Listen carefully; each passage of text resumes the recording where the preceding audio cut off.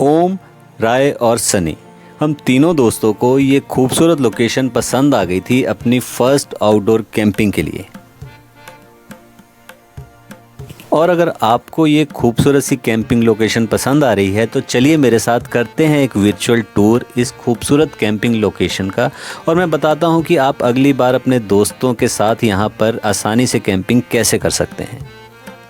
हम शाम को करीब 3-4 बजे यहाँ पहुँचे थे और आसपास घना जंगल देखकर लगा कि शायद आज रात को ठीक से नहीं सो पाएंगे, क्योंकि यहाँ पर 3-4 टेंट और लगे थे लेकिन वो सब खाली थे।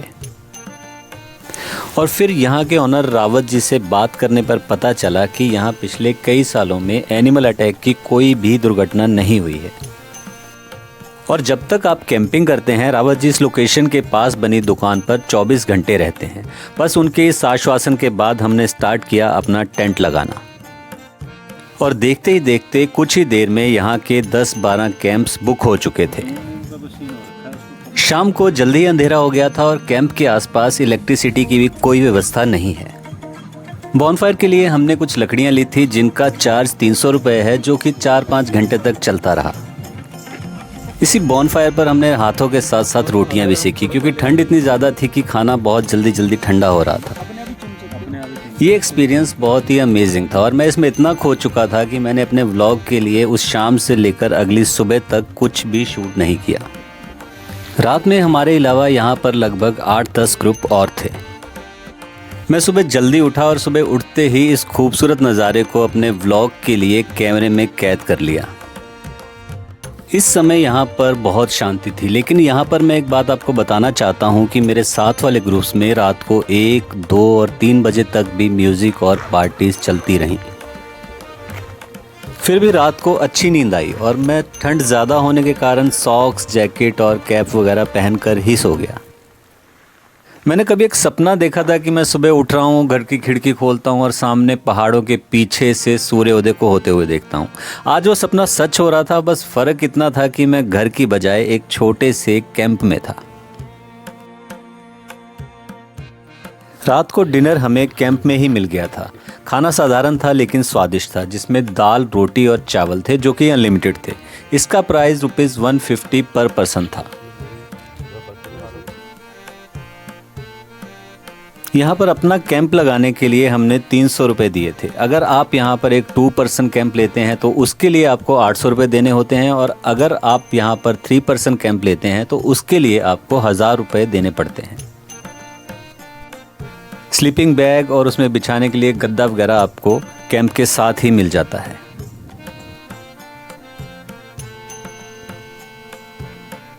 सुबह का व्यू अल्टीमेट था और हम कैंप साइट के सामने ही छोटी सी पहाड़ी के ऊपर चले गए थे सनराइज़ को देखने के लिए। यही वो पॉइंट है, यहाँ से हमने कल सनसेट को भी एंजॉय किया था।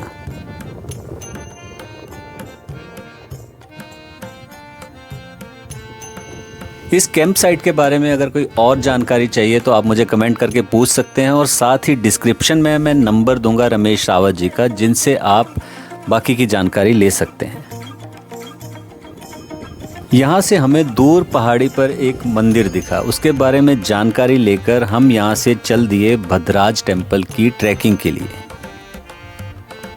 रास्ते में दिखने वाले व्यू बहुत ही शानदार थे। चलिए अब ट्रैकिंग करते करते कुछ बातें आपको कैंपिंग के बारे में और भी बता देता हूँ। आप यहाँ पर अपना गैस सिलेंडर लाकर कुकिंग भी कर सकते हैं, उस पर कोई भी पाबंदी नहीं है।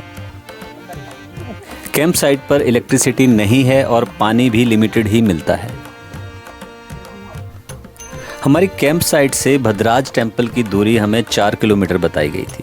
रास्ते में एक छोटा सा रिजॉर्ट भी दिखा जिसमें कुछ कमरे भी थे, लेकिन ये 4 किलोमीटर की दूरी हमें तो 8 किलोमीटर के बराबर लगी, क्योंकि यहाँ पर चढ़ाई बहुत खड़ी थी। वैसे ऐसा होता है कि जब हम पहली बार कोई ट्रैकिंग करते हैं तो वो हमें थोड़ी सी मुश्किल लगती है।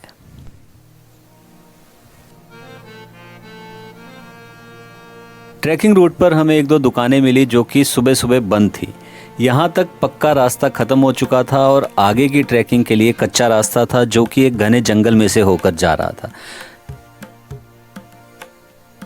दिल्ली से मात्र 300 किलोमीटर की दूरी पर कैंपिंग और ट्रैकिंग का ये 1 डे 1 नाइट का टूर हम जैसे नेचर लवर के लिए अमेजिंग था। दूर पहाड़ी पर हमें सफ़ेद संगमरमर से बना हुआ भद्राज टेम्पल दिख रहा था। ये टेम्पल देहरादून से भी दिखता है। मसूरी से इस टेम्पल की कुल दूरी 12 या 14 किलोमीटर है। अब हमें रास्ते में एक दुकान मिली थी और अब समय हो गया था पहाड़ों की मैगी और चाय का। हमारी कैंपिंग लोकेशन की दूरी मसूरी से 10 किलोमीटर थी। गांव का नाम है दुधली गांव। चलिए आगे चलते हैं ट्रैकिंग पर, और अगर आपको ये लोकेशन पसंद आई है तो मैं आगे चलकर आपको बताऊंगा कि आसानी से इस लोकेशन पर कैसे पहुंचा जाए। हम दुधली गांव तक अपनी कार से आने वाले थे, लेकिन रास्ते में सड़क मरम्मत का कार्य चल रहा था, जिसकी वजह से हमने हरिद्वार से स्कूटी हायर की, जो कि आपको 500 से लेकर 800 रुपये तक पर डे में मिल जाती है, और उसे लेकर हम पहुंच गए दुधली गांव। अब हम अपनी ट्रैकिंग समाप्त करके पहुंच चुके थे पहाड़ की चोटी पर बने भद्रराज टेम्पल। ये टेम्पल समर्पित है बलराम जी को। महाभारत काल में बलराम जी ने यहाँ पर तपस्या की थी। भद्रराज जी के रूप में उनको ही पूजा जाता है। ये मंदिर बहुत ही शानदार बना हुआ है। प्राचीन समय में ये मंदिर लकड़ी और पत्थरों से बना हुआ था, और आगे चलकर इसको संगमरमर से बना दिया गया। आसपास के गांव वाले समय समय पर यहाँ पर मेले और लंगर आदि का आयोजन करते हैं। मंदिर बहुत ही ऊंचाई पर बना हुआ है, और यहाँ से आप बर्फ से लदे हुए पहाड़ों की चोटियों को भी देख सकते हैं दिन के समय में। अब हम वापस ट्रैकिंग करके पहुंच चुके थे अपनी कैंप साइट पर, और समय आ गया था यहां से जाने का। लेकिन हमने ये तय किया था कि फिर से इस कैंपिंग के लिए आएंगे। नेचर के साथ बिताया हुआ ये समय शहरी भागदौड़ और कामकाज के तनाव को बिल्कुल ही ख़त्म करने वाला था। यहाँ पहुँचने के लिए आप देहरादून मसूरी मार्ग पर मसूरी से 5 किलोमीटर पहले हाथीपांव के लिए बाएं मुड़ सकते हैं, जिसकी दूरी यहाँ से लगभग 10 किलोमीटर है। और दूसरा रास्ता मसूरी शहर के बीच में से आता है, जिसकी दूरी लगभग 4 किलोमीटर है। यहाँ से एक रास्ता चला जाता है जॉर्ज एवरेस्ट के लिए, और दूसरा रास्ता चला जाता है क्लाउड एंड के लिए, और उसी से आगे पड़ जाता है भद्रराज टेम्पल, जिसके रास्ते में है हमारी कैंपिंग साइट दुधली गाँव। क्लाउड एंड की दूरी यहाँ से लगभग 3 किलोमीटर, और दुधली गांव की दूरी यहाँ से लगभग 7 किलोमीटर, और भद्रराज टेम्पल की दूरी लगभग यहाँ से 10 किलोमीटर है। अगर आप एक एक्सपर्ट ड्राइवर हैं तो ही आप अपने 4 व्हीलर को लेकर यहाँ से जाएं, क्योंकि रास्ता काफ़ी तंग है और काफ़ी खड़ी चढ़ाई है, और दोनों तरफ से वाहनों का आना जाना लगा रहता है। बीच में कहीं कहीं पर सड़क की हालत भी काफ़ी ख़राब है।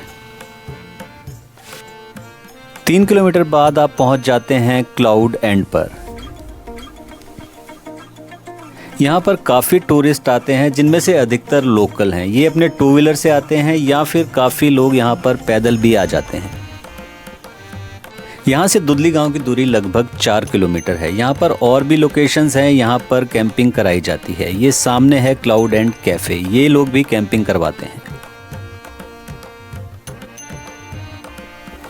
जैसे जैसे आप इस रास्ते पर आगे बढ़ते हैं, आप खुले पहाड़ों के बीच में पहुंच जाते हैं, जहां पर बड़े बड़े खेत और ऊंचे ऊंचे पहाड़ हैं। और ये वो स्थान है जहां पर सड़क मरम्मत का कार्य चल रहा था, जिसकी वजह से हमें यहां पर 1-2 घंटे रोक दिया गया था। फिर हमने रावत जी से बात की और उन्होंने हमें आगे जाने दिया। और अभी ये काम लगभग 10-15 दिन और चलेगा। आगे चलकर इस रास्ते पर 1-2 कैंप साइट, 1-2 कैफ़े हैं, और फिर पहुंच जाते हैं आप दुधली गांव। यहीं से रास्ता जाता है भद्रराज मंदिर के लिए और हमारी कैंप साइट के लिए। यहाँ मैं एक बार फिर कहना चाहूँगा कि अगर आप एक एक्सपर्ट ड्राइवर हैं तो ही आप अपने 4 व्हीलर से यहाँ पर आएँ, क्योंकि रास्ता बहुत छोटा है और चढ़ाई भी काफ़ी खड़ी है। इवन अगर आप अपने 2 व्हीलर पर भी आते हैं तो काफ़ी ध्यान से चलाएँ। इस कैंपिंग साइट की खास बात यह है कि ये एडवेंचर से भरपूर एक सेफ कैंपिंग साइट है।